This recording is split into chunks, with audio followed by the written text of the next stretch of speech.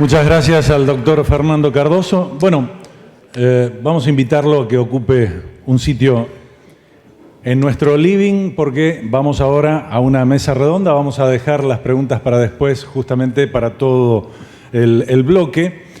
Mesa redonda que va a moderar Ignacio Berengúa, médico veterinario, presidente de CAVIA, no sé si lo tienen.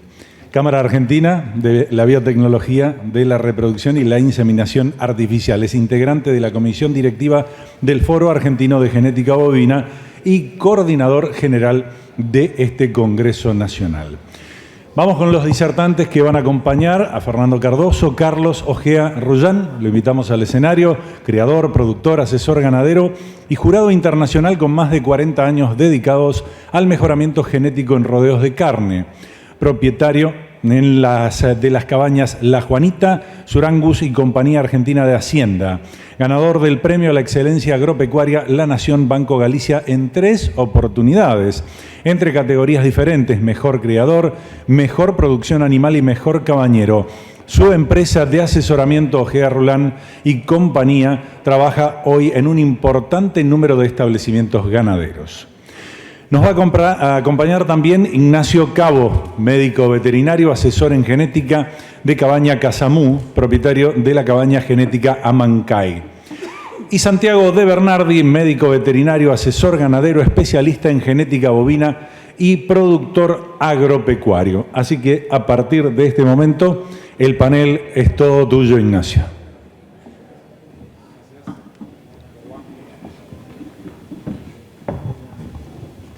Bueno,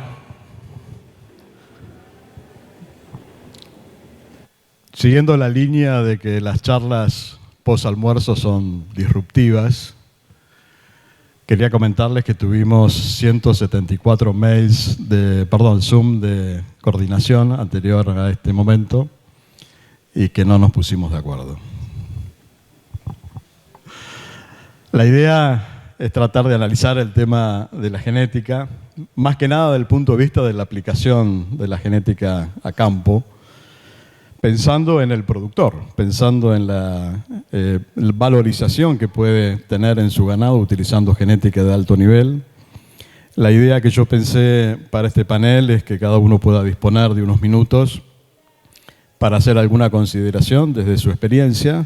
Son todas personas que tienen mucha experiencia en lo que es la visita a campo, en el contacto con los ganaderos, el uso de la genética, el asesoramiento.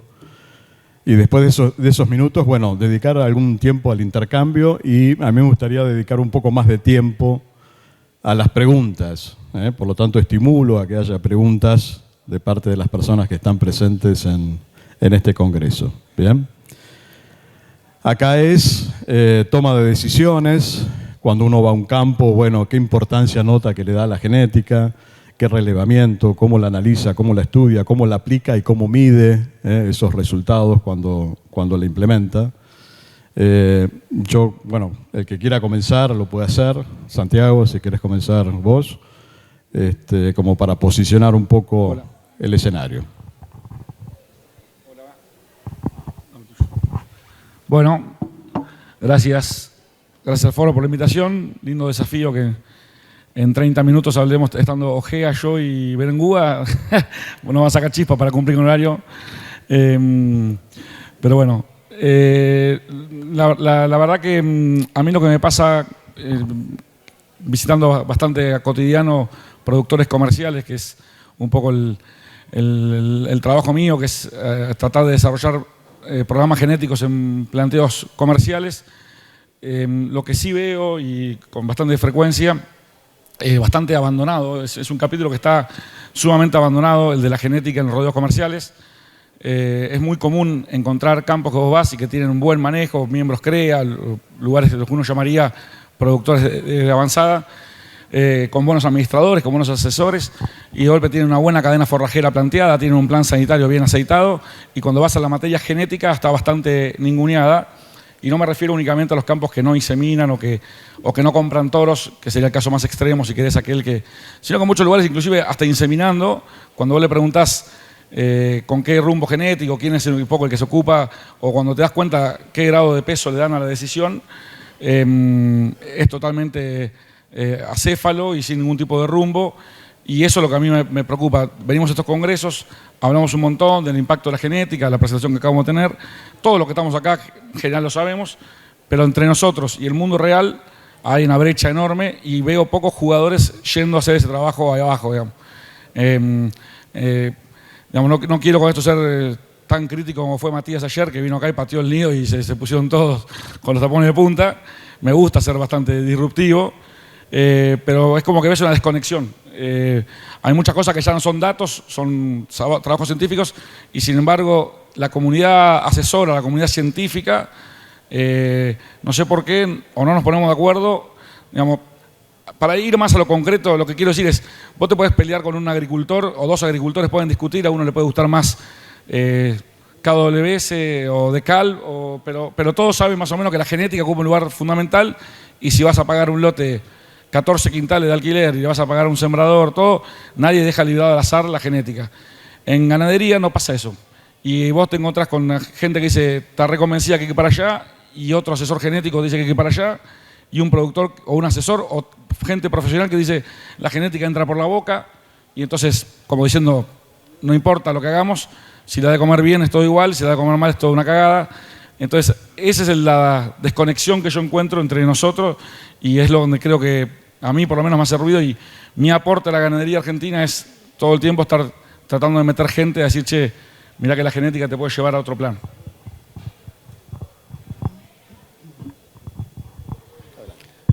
Bueno, buenas tardes a todos. Es un gusto estar hoy acá. Siguiendo la línea de Santiago, yo cuando doy conferencias siempre trato de contar la historia de 43 años en la ganadería. Me toca trabajar desde Corrientes hasta Chubut, en Argentina. Y uno de los títulos que pongo siempre es, en Argentina, ¿quién puede tener la razón? Y baso esa explicación pongo 3 mapas de la Argentina. Uno que habla de las diferentes regiones argentinas con montañas, seca, piedra, escena de cría, humedades, etc.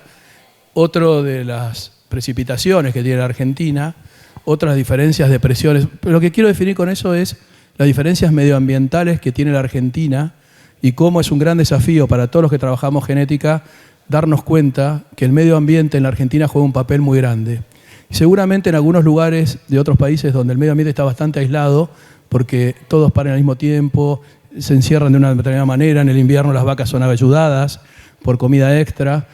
Bueno, eso no pasa en la Argentina. Yo siempre doy un ejemplo, digo, si tuviésemos 200 o 300 embriones de la misma combinación genética y pusiésemos embriones en el Chaco, embriones en Mendoza, embriones en la Cuenca del Salado y embriones en la Patagonia, verían lo que es la diferencia en propios hermanos por el medio ambiente. Y es muy difícil poder, de estas condiciones, aislar ese medio ambiente. Muy difícil. Entonces, me parece que uno que está todo el día en la manga y recorriendo productores y trabajando desde muchos años, creo que descubrir el valor genético, que es lo que demuestra qué es lo que realmente pasa de una generación a la otra aislando al medio ambiente, es uno de los puntos más importantes que tenemos los que nos dedicamos a esto. Dicho esto, uno toma decisiones genéticas permanentemente. Pero cuando uno da charlas o habla con la gente, que es algo que dijo Santiago, que coincido con él, y ahí es donde la ciencia nos va a ayudar mucho, yo veo que cualquier industria, cualquier empresa, tiene datos y estadísticas para tomar decisiones. El campo, o la ganadería, no el campo, perdón, está un poco atrasado con todo eso. ¿Esto qué quiere decir? Por ejemplo, no podemos trabajar en un campo si no conocemos el peso adulto promedio de nuestras vacas.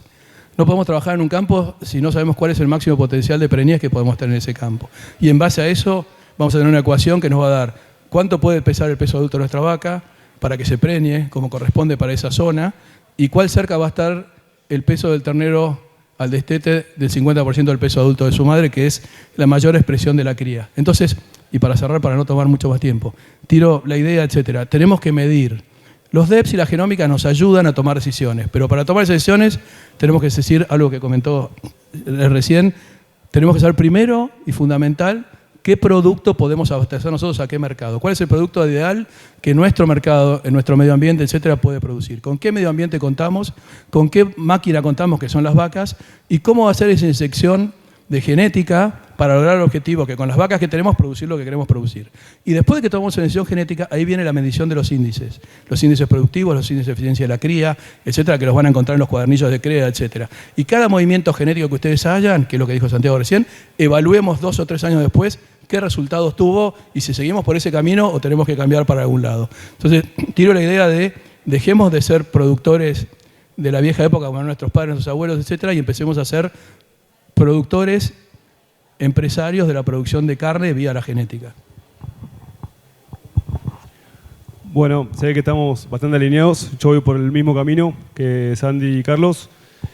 Creo que la ganadería es para muchos, para mí y para muchos más, creo que es un hobby, una pasión, pero no deja de ser un negocio financiero donde tiene que haber una rentabilidad clara.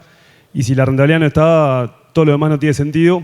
Y cuando hablamos de genética, creo que también estamos hablando de pasión para muchos, de algo que nos gusta, que lo disfrutamos, pero que en el fondo esa genética tiene que trascender en rentabilidad. Si no, no tiene sentido tratar de tener más facilidad de parto o una gestación más corta en la vaca, ¿no?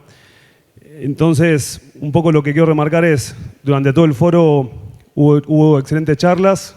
Víctor Tonelli hizo una presentación que dejó bien en claro el futuro que hay por delante en Argentina, la posibilidad que se nos presenta. Luego vinieron su diversidad de charlas, bueno, no quiero nombrar una por una, pero el caso en el Lore me pareció impactante cómo lograron torcer ese tema con la grasa intramuscular. Y la realidad que nos está demostrando que tenemos una posibilidad de lograr un progreso genético real y contundente, y que no sea un cuento de hadas, sino que realmente la campana de Gauss se mueva para la derecha, y eso lo vamos a hacer solamente trabajando con genética, y para trabajar con genética tenemos que trabajar a conciencia, trabajando con información genética real, con medidas concretas y con programas genéticos serios. Para eso los asesores genéticos, los productores, los cabañeros tenemos una enorme responsabilidad, que es hacer esos animales de esa genética que realmente sea verdadera, sea válida y que permita lograr este progreso genético para que trascienda en rentabilidad. Muchas gracias. Fernando, ¿algún comentario? No, solamente agregar que estoy de acuerdo con el tema de que hay que medir, es la única manera. Un invernadero, por ejemplo, que mide todos los terneros, sabe el origen y después cuando va a la faena también lo mide, ya ve claramente la diferencia de la genética.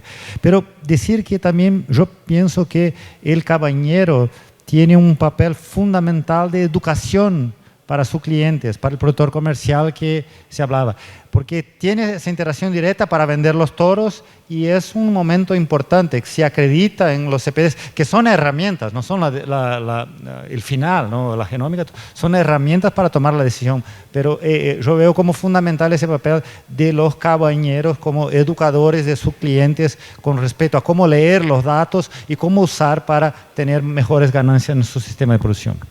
Bien, a mí me gustaría agregar que todo lo que dijo Víctor en su presentación, que habla de mercado, creo que es fundamental, y ese mercado tracciona, y tracciona la comercialización de carne, pero también tracciona la genética.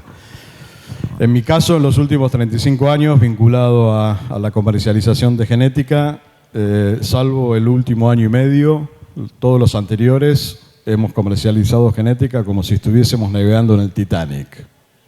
Bien, yo nunca vi una situación como la actual, con una atracción del mercado muy fuerte, y desde mi punto de vista el mensaje para el productor hoy es que tiene una oportunidad única de invertir en genética como nunca antes en los últimos 35 años, y esa inversión en genética hoy se traduce en forma directa en rentabilidad. Por lo tanto, el desafío que yo creo que todos tenemos aquí es saber tomar las decisiones correctas para aplicar esa genética, sabiendo que genética hoy es recupero económico, hoy vuelve esa inversión en más beneficios.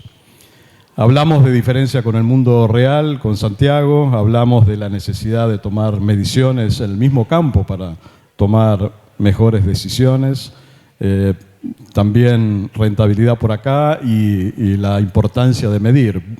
A mí se me ocurre una palabra que siempre surge y que todos estamos trabajando, asesores, instituciones, asociaciones, que es la palabra extensión, ¿no? Tenemos que hacer extensión y poder transmitirle al productor que usando buena genética hoy el impacto en la mejora y en el recupero rentable, en el ingreso de dinero constante y sonante es lineal como nunca antes, ¿sí? Yo creo que eso es importante. Ahora, ¿cómo hacemos este cambio? ¿No? Preguntas es aumentando las actividades de extensión, que esta es una. El lema de este congreso es que la genética siempre está, todos sabemos que es así, pero bueno, ¿cómo la aplicamos, cómo la desarrollamos, cómo la masificamos, cómo hacemos que más productores utilicen más genética de alto nivel y de mejor manera, con un correcto asesoramiento, con direccionamiento, con la facilidad que da el buen uso, ¿sí? Uno puede usar genética y tomar malas decisiones y uno puede tomar buenas decisiones usando una genética promedio, pero bueno, el asesoramiento creo que acá es importante. A mí lo que me gustaría preguntarles, si es para los cuatro, es a la hora que van a un campo, asesoran a un cliente, ¿qué grado de convencimiento o cómo ve este mensaje hoy el productor en una situación que creo que no se repitió en los últimos años, de implementando buena genética, hoy el impacto es totalmente diferente? ¿Se da cuenta, es consciente, sabe cómo evaluar esos datos? ¿Hay que hacer más extensión? Son todas preguntas abiertas, ¿no? El que quiera comentar, opinar, bienvenido. Y para hablar segundo te da ventajas. Yo creo que para hablar con el productor y decirle qué es tener buena genética, primero nos tenemos que poner de acuerdo nosotros qué es buena genética y no es buena genética. Yo creo que los productores en general, cuando vos le empezás a mostrar resultados y los que miden, cuando vos medís es fácil demostrar, y esa es la clave de la situación, es medir.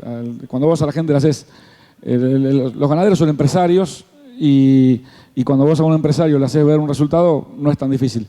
Yo creo que uno de los problemas graves que tenemos en Argentina, y ayer creo que Matías lo dijo también, es que estamos recontra sesgados al fenotipo. O sea, que nosotros somos nos creemos tan capaces los argentinos que con el ojo podemos predecir cuándo una genética va a ser buena o mala por el ojo. Y si bien obviamente hay algunas cosas que son claramente fáciles de seleccionar con el ojo, hablar de fertilidad por el ojo, que es algo que se habla, que genera bastante, para mí, confusión y no es, digamos, ahí tenemos un punto bastante grande que trabajar, que estamos demasiado sesgados hacia el fenotipo, nos domina, y eso le pasa a veterinarios, a productores, a asesores, y ese creo que es uno de los principales focos que tendríamos que atacar, de decirle a la gente que no todo se va a seleccionar con el ojo y que hacer genética no significa exclusivamente hacer bichos que te parezcan agradables al ojo, y hay 1000 trabajos que te lo pueden demostrar. Y eso pareciera ser que es una situación incómoda, pero mismo pasa con las exposiciones. El día que la gente, yo escucho mucha discusión entre si la exposición sirve o no sirve, lo que hay que explicar a la gente desde mi mirada, sin que se me enoje nadie, que hay muchos pro exposición, la exposición es un evento social y nada más, no es hacer genética. Para mí, hacer una exposición está lejísimo de hacer genética, y el problema no es que la exposición sea buena o mala, es la docencia que nosotros le hacemos a la gente, de que porque vea que un animal, fenotípicamente hablando, en un momento indicado, con todo el ruido ambiental posible que pueda tener, juzgado por una persona, lo da como superior a otros, no tiene nada que ver con lo que es hacer genética. El día que nosotros le podamos transmitir eso al productor comercial, en vez de pelear por las exposiciones, dejarlas que las exposiciones estén como una situación social y de fomento, y que hacer genética va mucho más allá de eso, y acá en el mundo están hablando de líneas genéticas que se adapten a producir menos metano, adelantaríamos un montón de años.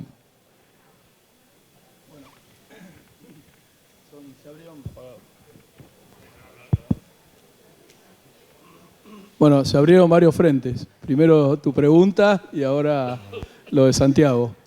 Le voy a responder a Santiago la parte esta del fenotipo. Yo creo que el fenotipo, a mi entender, para trabajar en la manga, etcétera, es importante. Pero el fenotipo bien entendido, que es el fenotipo vinculado a la funcionalidad y a varios factores que son importantes. Yo creo que si hay dos factores importantes en la selección, son la fertilidad y ¿cómo se llama? Y la longevidad, porque tienen fuerte impacto económico. Y cuando uno olvidémonos el fenotipo si me gusta la cabeza, eso es secundario. Lo que sí es importante en el fenotipo es ver la funcionalidad. Un animal que es atlético, que mueve su estructura bien, que su esqueleto se mueve bien, que sus aplomos pisan bien, que sus cuartillas pisan sano en el piso. Cuando uno ve caminar un animal en la manga, que uno le toca hacer miles y miles de animales, uno ve enseguida cuando un esqueleto es un esqueleto correcto y funcional. Y eso realmente impacta después, porque si uno tiene animales caminadores, etcétera, van a preñar más vacas, ¿no? Esos animales que andan rengo, que se joroban enseguida, etcétera. Bueno, eso me parece que el fenotipo ayuda. También ayuda mucho en la longevidad, porque sacando lo libre de viejo, 2/3 de los descartes son por problemas estructurales, en general pezuñas, rengueras, problemas de distinto tipo. Entonces tiene un efecto también. Y la longevidad tiene un efecto económico, porque si la vaca dura más años en el campo, eso da lugar a que tengamos que reponer menos vacas y tengamos más hembras para vender. Si consumimos menos toros, porque los toros duran más años, porque los aplomos son correctos, la columna es correcta, se mueven bien, las rodillas son correctas, las pezuñas son correctas, también vamos a tener más toros para vender si es que vendemos toros, porque vamos a reponer menos, o vamos a tener que comprar menos toros. Entonces me parece que el fenotipo, en ciertos aspectos, sigue siendo importante. A mí me cuesta creer que algún día un dato, aunque lo están intentando, pueda reemplazar al ojo del criador en la manga. Y vuelvo a repetir, que la cabeza sea linda, que esas cosas son secundarias en este caso. Pero sí esto. Y otro tema que tiro, para continuar con la mesa, porque es importante en los fenotipos que tenemos hoy dando vuelta en Argentina, que varían un poco, me parece que hay una disociación, que creo que es un eje fundamental en cosas que comentó Santiago también, que es tener información y cuando hablas con el productor comercial, que se convenza que la mejora mejora, que la mejora se produce. Me parece que es muy, pero muy importante que empiece a haber una integración en la cadena. Nosotros tenemos 3 partes de la cadena fundamentales: la cría, la recría y por último la industria. Y hoy no hay mucha comunicación entre todos. Uno vende el ternero y se olvida, no va al fildo, no va a la invernada, no va a ningún lado a ver cómo su ternero tuvo la performance, no hablo de los que hacen la completa, sino los que venden. Y después muchos de esos no van al filtro a verlo, menos van a la faena de sus terneros cuando lo vendieron. Los que vendieron los terneros muchas veces tampoco van a la faena y a veces sí interactúan, pero la mayoría no interactúa. Entonces ahí ya tenemos un dato importante. ¿Qué genética vendí? ¿Cómo funcionó después? Y lo tiro como dato, que me parece que es un tema pendiente para Argentina, los novillos, la relación hueso, grasa y músculo. Porque hay gente que defiende un tipo de animal determinado y me dice, no, mi novillo yo lo puedo llevar a, si quiero, 500 kilos. Entonces, claro, me pasó una vez yendo a un frigorífico a ver una faena de uno de nuestros clientes más grandes, que es Delfinagro, había faena de otra gente. Y me dice, a este tipo lo tengo que matar, me dice. Porque es un tipo que tiene una vaca determinada en la cuenca del Salado, en un campo de determinado tipo, como el maíz está barato y la carne vale, llevó un novillo que tiene una estructura para pesar 380, lo llevó a 450. Y son estalagmitas de grasa que caen, de grasa de cobertura, el cual el rinde se ve afectado. Entonces, hay muchos temas, creo, importantes para debatir, para que ustedes también opinen y pregunten después. Por eso me parece muy interesante esta charla. Bien, gracias, Carlos.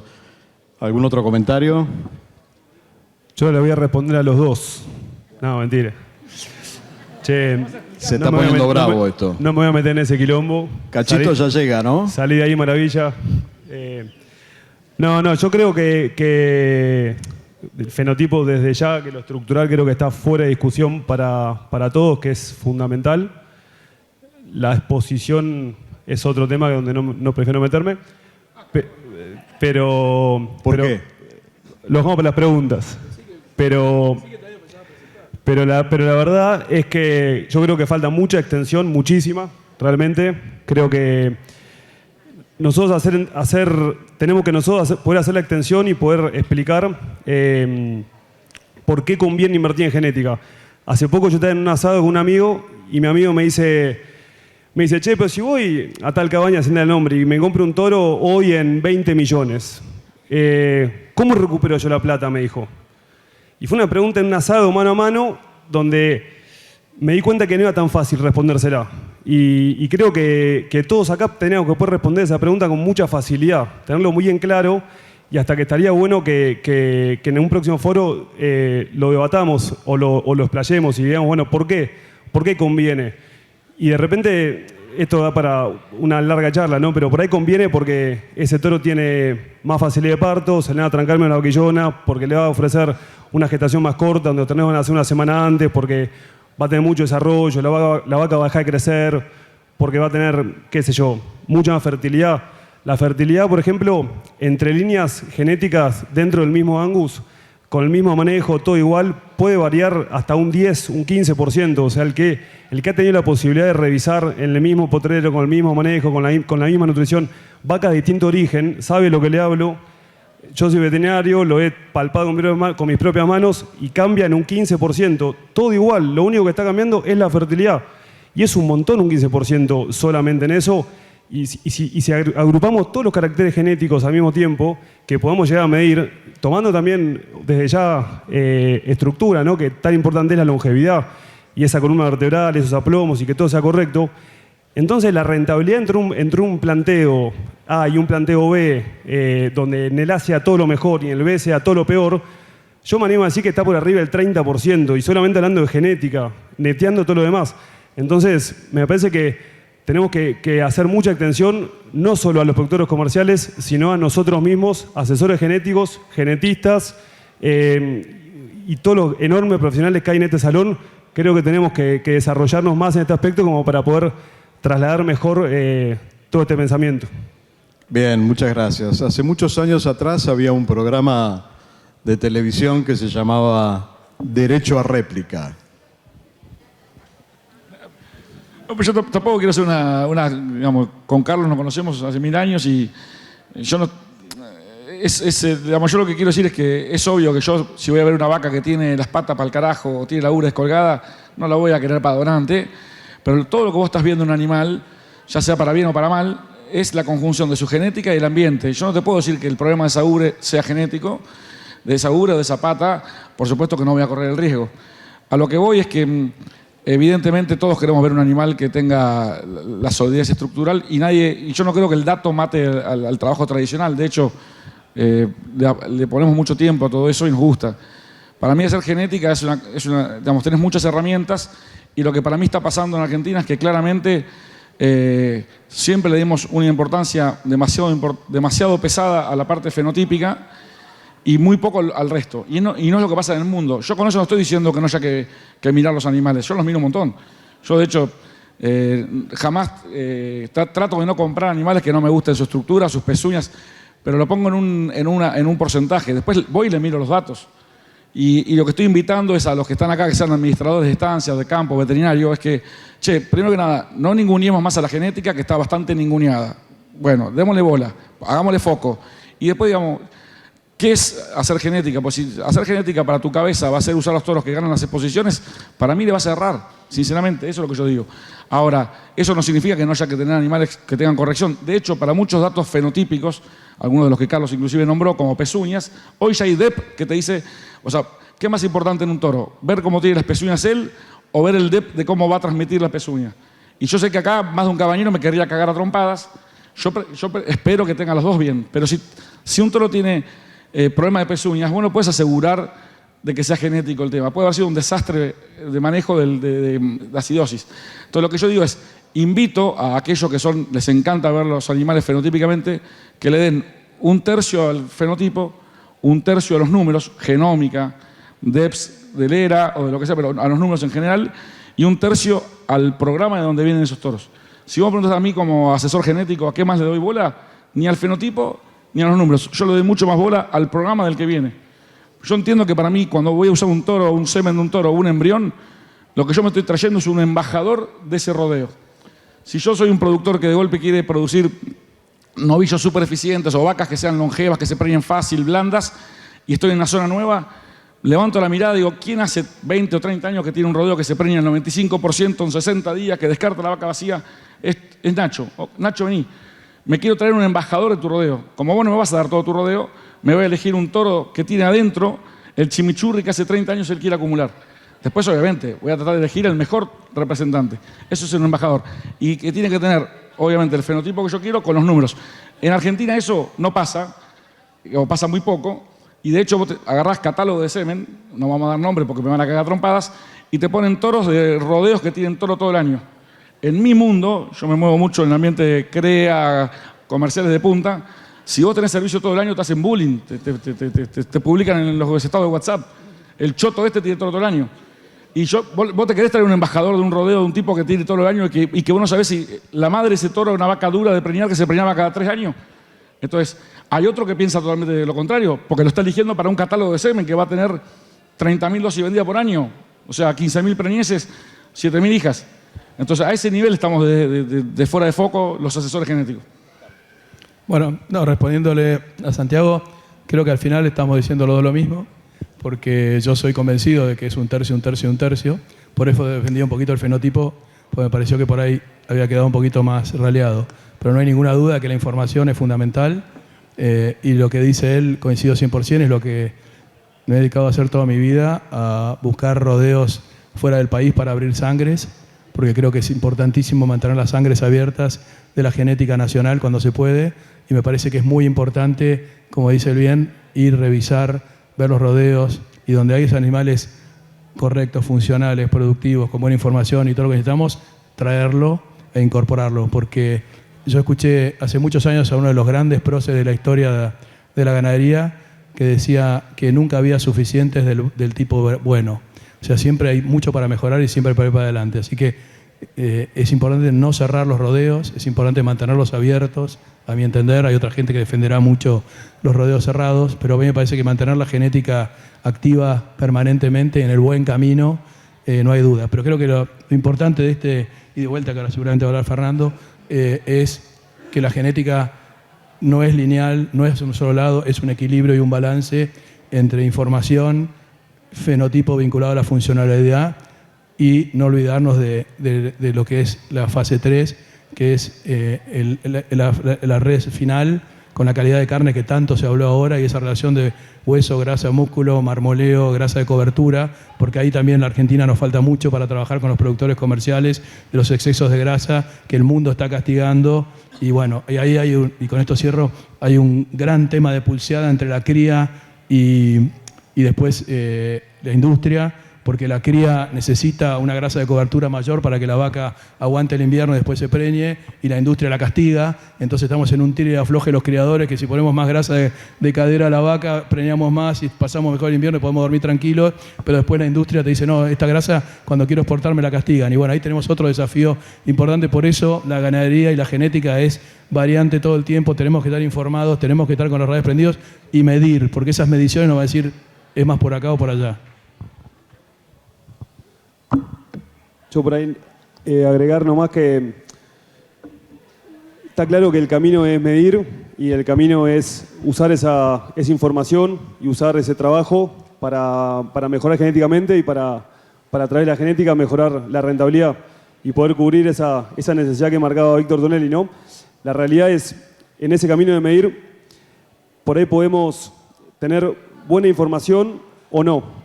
Y en el tener buena información creo que hay un montón de protagonistas y desde ya que necesitamos un gobierno que apoye, necesitamos instituciones públicas que apoyen, necesitamos instituciones privadas que lo hagan y también necesitamos la calidad del dato, y la calidad del dato viene exclusivamente del productor, del cabañero y del que está en el campo.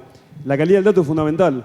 Y eso depende de cómo cada uno cree en esto y cuánta voluntad le quiere poner.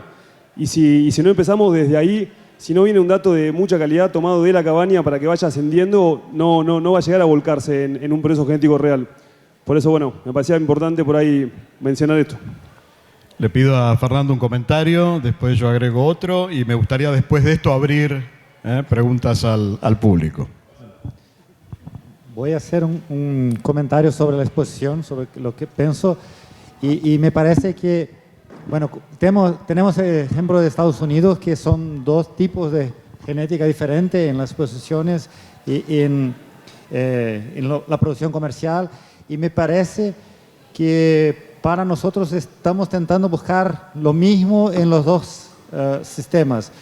Y es muy difícil porque para hacer la exposición se complica mucho la evaluación genética desde el punto de vista de grupos contemporáneos, porque tiene que sacar animales muy temprano para dar el preparo necesario. Entonces eso sería un punto, nada contra la exposición, que es muy importante, pero complica la evaluación genética. Y decir que estoy convencido que el equilibrio del animal se busca por los índices económicos, que ellos combinan todas las informaciones en un único dato. y para eso se puede llegar con diferentes performances en los CPDs. Entonces eso permite que el fenotipo sea mirado también junto con la información económica de cuánto va a transmitir el animal para ganancia. Bien, gracias Fernando. Me gustaría comentarles, el año pasado tuve la oportunidad de ser invitado por laboratorios que producen dispositivos, uno de ellos está aquí presente, reuniones para veterinarios que hacen IATF, y un poco el cierre, yo terminaba la presentación diciéndoles a ese grupo de veterinarios: muchachos, si ustedes hoy con esta situación no van al campo, hablan con sus productores y les dicen que aplicando esta tecnología que es la IATF, que ha sido la gran tracción que aumentó la difusión de la inseminación artificial, y no aplican buena genética, ustedes como profesionales estarían incumpliendo, ¿sí?, su mandato de asesoramiento a sus clientes. ¿Bien? Ese fue el mensaje, eso fue lo que yo les dije a estos chicos. Eran veterinarios jóvenes que estaban de alguna forma fortaleciendo su carrera. Pasa por la honestidad, hay que decirlo así en forma cruda. Si en este momento y en esta situación, y con los precios que hoy tiene el semen para poder ser utilizado en un rodeo comercial, no difunden la IATF y no difunden la aplicación de la buena genética, ¿qué otro momento es? Bien, esa es la pregunta. Antes de pasar a público, se mencionó extensión, ¿no?, que hay que seguir haciéndola, aumentarla y demás. ¿Algún comentario sobre cómo potenciar esta extensión? ¿Por qué camino? ¿O alguna idea de cómo hacerla mejor? Porque yo desde hace muchos años vengo escuchando que hay que hacer extensión. Bueno, algo distinto que ustedes piensen que se pueda hacer para aumentarla o mejorarla.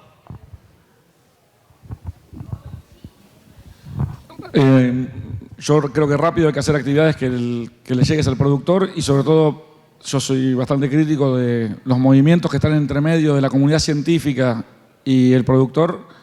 Ahí en genética se la llevaron a marzo, se sabe muy poco. Cuando vos ves qué peso específico le pone a CREA, por ejemplo, a genética de bovina de carne, te querés suicidar con una cuchara. Cuando vos ves el peso que te dan en veterinaria, yo soy veterinario, ¿qué me enseñaron de la facultad de veterinaria? Te querés morir. Entonces es lógico que después el productor comercial, salvo que él se caliente por ir a buscar información, no la recibe porque los veterinarios muchas veces no se meten. No, yo en genética, yo no lo hago, yo le pongo todos los catálogos adelante y que él decida. Como que se cree que eso lo hace más pulcro. Para mí es una pelotudez. Mi ingeniero agrónomo, al que yo le pago en el campo mío, cuando vamos a sembrar una pastura, una alfalfa o un maíz, me dice: yo no me meto, sembrar lo que vos quieras, yo lo he hecho, por inútil. Bueno, para eso te pago, vos tenés que mirar todos los ensayos que hizo CREA, zona oeste arenoso, y decirme cuál es el híbrido que me conviene. Entonces yo siempre los pincho, los hinco bastante a los veterinarios que se involucren, y digo que creo que nosotros tenemos que trabajar sobre esas figuras intermedias para que se involucren, porque si no se involucran queda céfalo y ahí empieza a ser el mar de dudas y lo que está pasando. Bueno, yo creo que los que estamos en este panel todos dedicamos tiempo a dar conferencias, charlas, acercarnos a los productores, etcétera, tratando de transmitir un montón de cosas. Está el caso de Santiago, de Nacho y de Fernando, que todos lo hacemos. Y yo cuando doy algunas charlas, sobre todo cuando están los jóvenes, trato de transmitirles algo que me parece que es muy importante. Uno que tiene la suerte de viajar por todo el mundo ganadero, y me toca por suerte viajar por muchos países todos los años, se ve un cambio muy grande en todo el mundo con respecto a la producción de carne y al consumo de carne. Y se produce un fenómeno muy especial. Yo cuando entré a esta actividad, año 79, tenía 14 años, hace 43 años, el novillo valía 60 centavos de dólar el kilo. Era una chatura todo esto, lo estábamos charlando anoche, una chatura, todo era parado, no se invertía, no había que hacer nada, etcétera, porque realmente había que sobrevivir. Vinieron años muy difíciles donde se cerraron las exportaciones, donde salvo un pico que hubo, que creo que fue fin del 70, principio del 80, que hubo un pico de precio alto de la carne, pero fueron unos años nomás. Después fue muy complicado y nos acostumbramos los criadores, sobre todo las generaciones anteriores a las nuestras, a sobrevivir.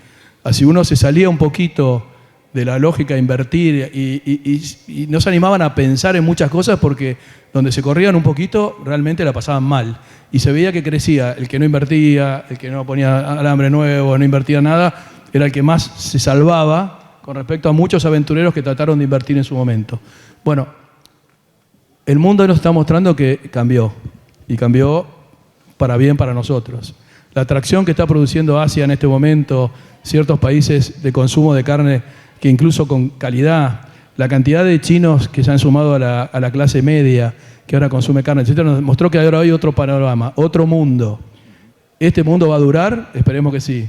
Que los próximos políticos argentinos nos dejen durar, esperemos que sí.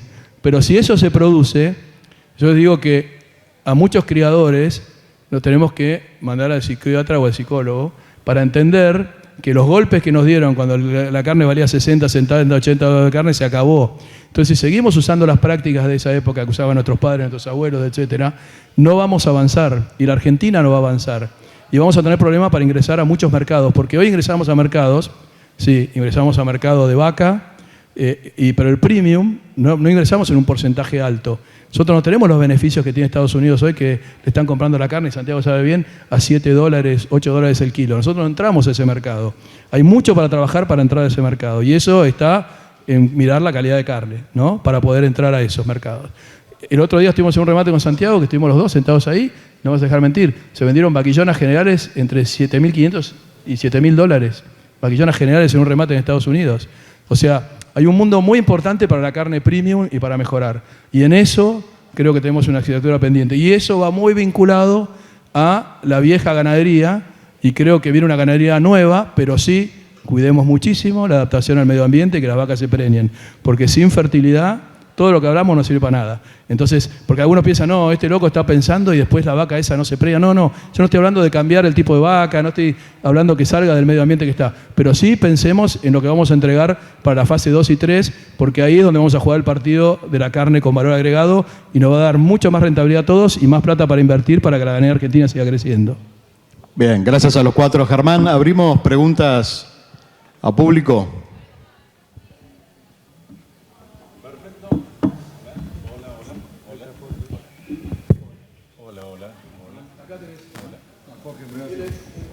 Hola. Bueno, vamos a ir con la primera. Bueno, muchas gracias por la charla, por la presentación. Fernando, muchas gracias por tu presencia. Después de un comienzo esquivando alguna piedrita en el camino, se ha llegado a un consenso en muchos aspectos de lo que han dicho. Ahora, me preocupa que habiendo ustedes llegado a ese consenso y siendo líderes en la formación de opinión, vos comenzaste la charla, Santiago, diciendo que los productores un poco van para allá, después van para allá. Entonces, ¿qué es lo que está fallando para que ese mensaje, que más o menos se acomodó, llega al productor y el productor o no lo aplica o quién sabe no llega? Porque, insisto, han cambiado las formas de extensión. Hoy ustedes son influencers, comunican permanentemente todo. Entonces, ¿por qué te parece a vos que no llega claro el mensaje del productor y cambia de opinión o cambia de rumbo más allá de lo adecuado? Pero yo creo que todo eso se soluciona midiendo. Si vos lográs que la gente mida, se termina un poco la parte romántica. El problema que tiene la genética de carne, en mi opinión, es que tienes una serie de situaciones que algunas fue las que dijo Carlos. Cuando vos hablas de genética de pollos o genética de tambera, hoy vos te metés en la lechería en todo el mundo, salvo en Nueva Zelanda, va bajo techo. Entonces el tipo de genética para hacer bajo techo es bastante estandarizada y estanca para todos igual. Te metes en un tambo en Israel o te metes en Adeco o en un tambo en Brasil, más o menos todos tienen el mismo ambiente y todos buscan lo mismo. Los campos de cría, te metes en un campo de cría en Nebraska, un tejedor o en Corrientes y tienen totalmente diferente. O el tipo de novillo que quiere producir Argentina versus el que quiere producir hoy en Estados Unidos de 800 kilos. Entonces, no es lo mismo. Y si hay un tipo que te dice que la misma genética le aplica a todo, te está mintiendo. Entonces, ese es un desafío que tiene la genética de carne, por lo cual genera algunos coletazos. Pero lo más importante es que si vos empezás a medir y la gente mide y empieza a comprobar, se terminaría una gran parte de la zaraza que hay y mucha gente, yo creo, gente que uno respeta mucho como asesores o administradores o productores, no avanzan mucho en genética de carne por escuchar ese ruido, este ruido que estamos hablando, que no está claro porque Santiago dice que hay que ir para allá y otro dice que hay que ir para allá y otro ir para allá y se queda quieto. Y eso es lo peor. Para mí, si logramos medir y mostrar resultados, se termina el problema. Para agregar lo de Santiago, ayer estábamos charlando de esto afuera y una persona que respeto, que está acá presente, que es Fernando Canosa, ayer dijo una frase cuando estábamos hablando de estos temas, y él dijo, ¿cómo convencemos al productor? ¿No? Cuando hablábamos. Y él me dice, con plata.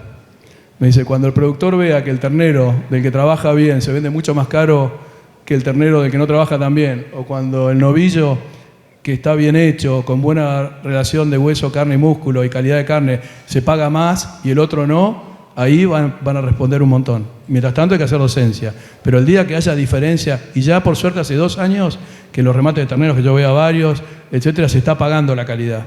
Entonces cuando uno vea que su ternero vale mucha diferencia contra el otro y uno no puede vender esos valores, ahí va a decir, che, lo que me contó Santiago, lo que me contó Carlos, lo que me contó Fernando, y me parece que voy a tener que ir por ese lado porque si no, yo no estoy recibiendo la misma que reciben los demás. Entonces, tiene que medir el frigorífico para premiar a lo que le vende el que vende el novillo. Tiene que medir el feedlot o el engorde para premiar al que le vendió el ternero. Y eso es una cadena, un círculo virtuoso que va a hacer que justamente los que no se convenzan por todo lo que podemos hablar, etcétera, se va a convencer, como dijo Fernando, por plata. ¿Tenemos allí otra pregunta? Sí, hola. Sí, ¿Se oye? se te escucha. No, a mí me llamó la atención que en la primera ronda que hablaron todos, nadie habló de fenotipo. Recién Carlos Ojea lo nombró. Y a mí me parece que es fundamental eso, más allá de todas las mediciones que hay, porque es como que la gente, bueno, yo sé que los uruguayos están más adelantados con nosotros del tema medición, pero me parece que hay gente demasiado obsesionado con el tema de la medición y no le da pelota al tema fenotipo. Y para mí, los que estamos en este rubro hace 35, 40 años, creo que estamos capacitados para poder seleccionar un animal, para que ese animal en una exposición también sea un animal comercial y no hay que descuidar el tema fenotipo. Y yo diría que más que un tercio, sería un 50% quizás, el porcentaje en importancia pues, del tema fenotipo. Eso quería acotar yo. Pero sí se habló de fenotipo un montón. Yo hablé que para mí no hay que... yo disiento de... O sea, como dijo yo Matías, que me encantó, que básicamente dijo, me chupa un huevo lo que digas, en una forma más prolija, perdón. No lo decí, lo dijo más correcto, ¿no? No, yo sí hablo de fenotipo, y bueno, de hecho lo del 30% lo dije yo.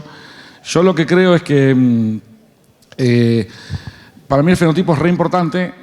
Y de vuelta, la palabra fenotipo es demasiado grande, porque hay gente que habla fenotipo y piensa en la cabecita clásica Angus y el ángulo de la oreja, y capaz que vos fenotipo pensás en la estructura de una pezuña o el volumen de una vaca, y otro piensa en el tamaño final. Entonces fenotipo es demasiado grande. Yo lo que digo es que en Argentina generalmente la selección se basó demasiado en nuestra capacidad para analizar fenotipo, y muy poco en las mediciones y en los datos, ya sea por DEPs, EBBs o datos propios o índices propios. Digamos, te respeto y perfecto, me parece bien. Yo lo que creo es que vos mirás a tu costado y muchas otras actividades que son agropecuarias han logrado que el pollo haga lo que ha hecho, que la agricultura haga lo que ha hecho, y eso no lo haces con fenotipo, desde mi mirada. No, está bien, lo que pasa es que les propongo el intercambio después. Después, personalmente, les eso. propongo el intercambio. Seguimos con las preguntas. Por aquí, Santiago.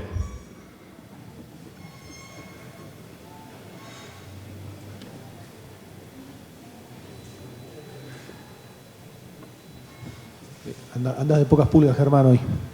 Andas de pocas pulgas, ¿se escucha? Che, gracias, la mesa, muy buena. La verdad que es espectacular escucharlos discutir esto. Pero voy a ser crítico en una cosa. Esta discusión era para hace 10 o 15 años. O sea, es como que estamos discutiendo algo que ya es indiscutible. No, perdón que sea así de crítico. Posiblemente, haciéndome a culpa, dicen falta extensión. Hay una jornada o dos de un centro por semana. Meten miles de personas. O sea, no falta extensión. Estamos haciendo mal el mensaje. Seamos críticos. O sea, a veces tenemos que pararnos y salir de Disneylandia y ponernos y pensar en qué estamos haciendo mal, en qué hicimos mal. Y seguramente, y coincido con todo, ojalá tuviéramos los datos que mostró Fernando, generados en Argentina, para mostrarle a un productor que no te discuta más ni 10 centavos de dólar del valor de una pajuela. O sea, hoy está discutiendo un productor, compra por precio. El 80% de semen en Argentina se venden más de 3,5 millones de dosis de semen de carne en Argentina hace 10 años. Eso es genética. O sea, estamos llegando tarde con esta discusión. Perdón que sea crítico y acá los quiero ver. Tenemos que cambiar el mensaje, tenemos que generar más información y estoy totalmente de acuerdo. Así que nada, perdón Ignacio, no quise tirar... No, Santiago, perfecto, yo coincido y cuando mencioné la palabra extensión, justamente lo que dije después fue cómo podemos cambiarla, mejorarla, superarla, porque bueno, el mensaje, algo está pasando, ¿no? Si con esta situación que hoy tenemos de mercado no logramos imponer este mensaje del buen uso de la genética y el impacto que tiene con la rentabilidad, bueno, algo estamos haciendo mal, ¿no? Perdón, Santiago, gracias por tu apertura para tirar un nuevo tema. Yo lo vinculo mucho todavía a la psicología. Yo creo que, por un lado, como decís vos, hay más extensión, pero como dije antes, vienen muchos años de golpes. Entonces, es un poco como lo que está pasando en la economía hoy con los empresarios que todavía no se animan a invertir, y vos le estás mostrando un montón de cosas y se lo dicen, y que va a venir la inversión y todo otro, pero todos están esperando. Me da la impresión que algo de eso hay, porque yo lo he hablado con muchos productores. El otro día me tocó, di un ejemplo, en una comida, un asado de amigos nuestros del colegio, hay un amigo nuestro, que es criador de cuarta generación, que su familia, entonces cuando hablamos de estos temas, lo que vos decís, que ya es hora, él me decía, mirá, me dice, mi familia por 4 generaciones pudo sobrevivir a todas las crisis ganaderas que hubo. No tuvo que vender ni una hectárea de campo y tuvo una receta. Yo no la voy a cambiar porque esto en 2 años puede cambiar. Entonces, yo coincido con vos, pero lamentablemente tenemos que insistir hasta que se quiebre eso, porque las generaciones nuevas o los que entraron nuevos, etcétera, no vivieron esa época. Entonces, hay un porcentaje no menor que sí vivieron esa época. Entonces, lo vinculo algo a la psicología también. Por eso, la docencia hay que permanecer y mantener, porque a mí me pasa. Digo, sí, me dice, pero ¿y si hicieron la exportación de vuelta y yo me la jugué para acá y me quedo patitas para arriba? Te dicen algunos. Entonces, me parece que está vinculado también. Yo coincido con vos, pero no me parece que sea 15 años tarde, porque como decís vos, no reaccionó la gente. Y no sé si es tanto solo información, sino es que ven la nube adelante y hasta que la nube no se vaya, están en duda. Yo creo, coincido con vos, Santiago, coincido mucho. Creo que no quiero entrar en si fenotipo sí, fenotipo no. Me parece que es una obviedad y todos sabemos que fenotipo sí, que es fundamental. Yo creo que falta extensión y me parece que lo que necesitamos tener claro es la diferencia en rentabilidad entre una genética y otra genética, o entre genética sí y genética no. Me parece que hasta hace poco tiempo en Argentina el ternero valía $250, en Estados Unidos hace 40 años que vale 1000 y pico. Entonces, Víctor Tonelli dijo una palabra clave que fue previsibilidad. Nosotros recién ahora empezamos a tener un horizonte de previsibilidad y entonces es una oportunidad para realmente demostrar que podemos ganar más plata usando mejor genética y haciendo las cosas distintas. En Estados Unidos no se discute si Prime o Choice y es al bolsillo directo y nosotros todavía seguimos vendiendo la carne todo igual. Entonces me parece que es un acto en conjunto de gobierno, de instituciones, de asesores genéticos, donde todos juntos tenemos que trabajar para darnos cuenta que no es lo mismo hacer un tipo de ganadería que otro. Y eso va a llevar un par de años tal vez. ¿Tenemos otra consulta por allá? Sí, ¿qué tal? Buenas tardes, Bernardo Laulé, presidente de la Comisión Ganadería de CREA. Los felicito por el panel, sé que estas conversaciones ameritan mucho más tiempo y un poco es consultarles por la mirada que tienen ustedes, que son influencers y están muy activos en muchas charlas, es qué piensan de esto, de lo que pasa hoy está buenísimo, un poco lo estaban comentando recién, de los miedos que hay en el sector de decir esto es una inversión a largo plazo. Hoy estamos en estas políticas, tenemos un gobierno que se ha acercado mucho a la ganadería. ¿Qué mirada tienen ustedes de lo que va a pasar a futuro en cierta manera? ¿Cómo ven al gobierno y esa mirada de buscar políticas que puedan dar una tranquilidad al sector para que esto pueda tener continuidad interna, ¿no? De una política interna que nos pueda dar previsibilidad y poder afrontar toda esta gran demanda que hay internacional, pero bueno, tenemos que estar tranquilos en Argentina de que tenemos previsibilidad futuro. Eso por un lado. Y la segunda parte es, ¿cómo ven ustedes el tema del financiamiento para poder lograr todas estas cosas, viendo las altas tasas que tenemos que afrontar hoy, respecto a si están en cierta manera teniendo conversaciones o qué mirada tienen respecto a los sistemas financieros para que puedan ayudar a la ganadería a su crecimiento? Yo es la segunda vez que escucho que somos influencers. Yo no soy influencer. Vos, Fernando, no sé. Bien que te sigue mucha gente. A la pregunta número 1, yo creo que hoy lo dijo Cutaya, cuando el negocio está muy bueno, las vacas buenas te defienden bien. Cuando el negocio está muy choto, la vaca buena es la que mejor te defiende. O sea, es más, te diría que para mí, para el mejoramiento genético, el otro día en un grupo de WhatsApp decían, no, porque ahora que la vaca vale, la gente va a invertir. Para mí es al contrario. Cuando la agricultura era tirar 2 granos de espalda y hacer plata, todos éramos agricultores y éramos todos unos vivos bárbaros. Ahora que se puso peluda, ahora que los costos están muy finitos, los que no son profesionales nos fundimos en una vela y quedan los que realmente hacen las cosas muy bien en todo sentido. Para mí, estos precios impresionantes que los celebro, los abrazo y buenísimo, para todo esto es malo porque es más cara a los chotos. Digamos. Entonces, yo a la gente que la convenzo de hacer un proyecto genético, cuando vos hablas de un proyecto genético en bovinos, ayer alguien lo dijo también, estamos hablando de cada generación, son 6, 7 o 10 años, por más tempranito que arranquemos la vida de cualquiera, vos tenés injerencia en 5 o 6 generaciones de vacas, no más, entonces no tenés tiempo que perder. Y creo que vos preparás las vacas para que te defiendan, por lo menos la genética que yo entiendo no es únicamente peso al destete, que fue lo que le quise decir a Lucas, que nosotros todos nos piden que con un peso al destete paguemos toda la joda, y no vamos a pagar la joda con eso, pero si los veterinarios y cada uno de los productores se dan cuenta que la genética es importante para que las vacas sean más saludables, se preñen mejor, que además sean más eficientes, más mansas, y que tiene un peso importante la genética, ahí es donde vamos a empezar a pagar la joda. Y eso aplica para los años muy buenos como los muy malos. Y a la segunda pregunta, más de la parte de financiamiento, digamos, genética generalmente no es un gasto importante cuando vos lo pones a analizar, por lo menos lo que es IATF y todo, y vos fíjate que a pesar de que atrasamos 20 años en la discusión, a pesar de que somos unos chotos para comunicar, y me incluyo, multiplicamos el 700.000% en la inseminación. Con lo cual, para mí, financieramente hablando, no hay un problema y hoy hay 1000 maneras de financiarte recontra fáciles para encarar esto. Yo quería complementar, primero gracias por la pregunta, Bernardo. Creo que de los 5 que estamos acá, yo soy el más viejo. Y al ser más viejo uno tiene la leyenda ahí, bueno, cuidado que es la Argentina, ¿no? Que es un poco la esencia de la pregunta. A mí me parece que es tan potente la demanda de proteína mundial que eso pinta un escenario que de alguna forma va a generar una atracción tan fuerte en invertir en mejora genética, en traducir esa genética en producción de carne, porque el mundo está pidiendo eso. Si uno lee el escenario mundial, eso da cierta estabilidad para pensar que esto es durable, por lo menos. ¿Bien?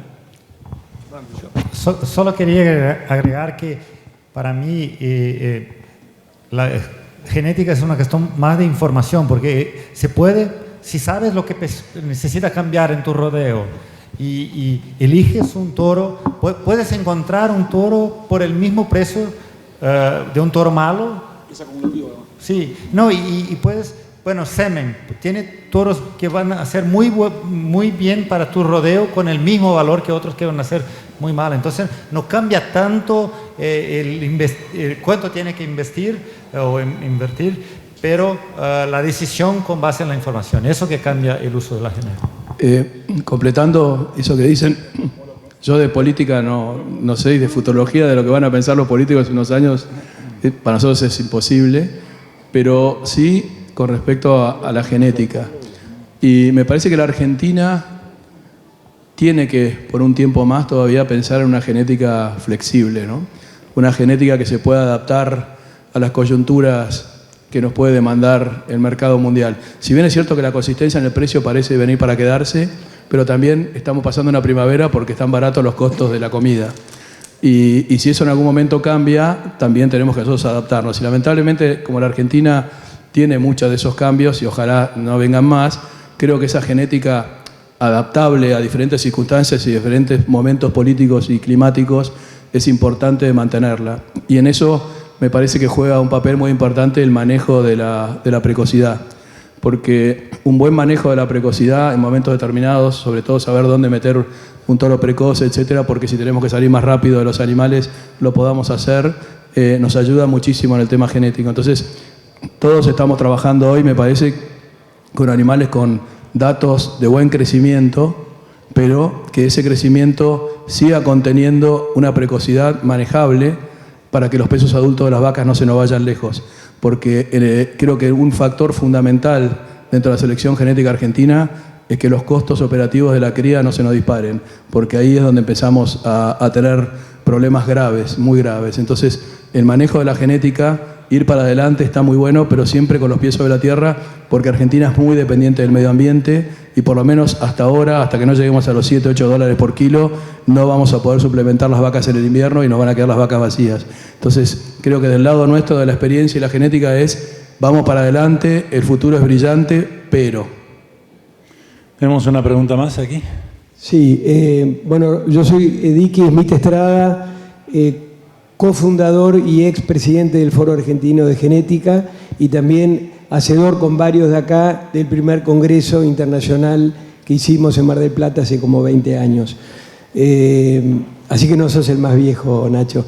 Pero quería felicitarlos, Tizi, agradecerles. La verdad que impresionante este congreso. Felicitaciones por todos los oradores, por todos. La verdad que un lujo. Yo me perdí la primera parte, pero la voy a ver, está todo filmado, así que... y bueno, y quería agradecerles también a quienes no están, como Juan Bullo, como Martín García Fernández, como tantos otros que ayudaron para que esto creo que sea posible. Así que les quiero pedir un aplauso para quienes no están y nos están mirando desde arriba. Bueno, y después, para terminar, la pregunta, o la pregunta más que nada es una aseveración de que no nos olvidemos que en aquella época creo que se inseminaba el 4%. Hoy es el 12% o quizás más arriba, Santiago. Así que vos lo enfatizaste recién. Así que creo que no nos castiguemos tampoco tanto. Creo que se está haciendo un gran laburo y se está inseminando muchísimo más. Así que nada, bueno, nada más, gracias. Ignacio, la conclusión. Creo que fue muy interesante, hay muchos temas todavía aún por debatir, pero lo importante de todo este debate, reunión o comentarios, conclusiones, es que esto sea útil para el productor. Y el otro mensaje, me parece, refuerzo lo que dije antes, hay que identificar los momentos, ¿sí? Este es un momento especial, ¿sí? Momento único, momento especial, un momento que está ocurriendo a nivel global, esa es la otra característica, y hay que aprovecharlo al máximo, ¿sí? Hay que darse cuenta. Bueno, el aplauso y el agradecimiento al panel. Representantes del foro le van a hacer entrega a Carlos Ojea Rullán, Ignacio Cabo, Santiago de Bernardi, Fernando Cardoso y a Ignacio Berengúa de un presente, por supuesto agradeciendo su participación en este panel tan importante y tan interesante, cerrando esta penúltima parte, penúltimo tramo de la segunda jornada.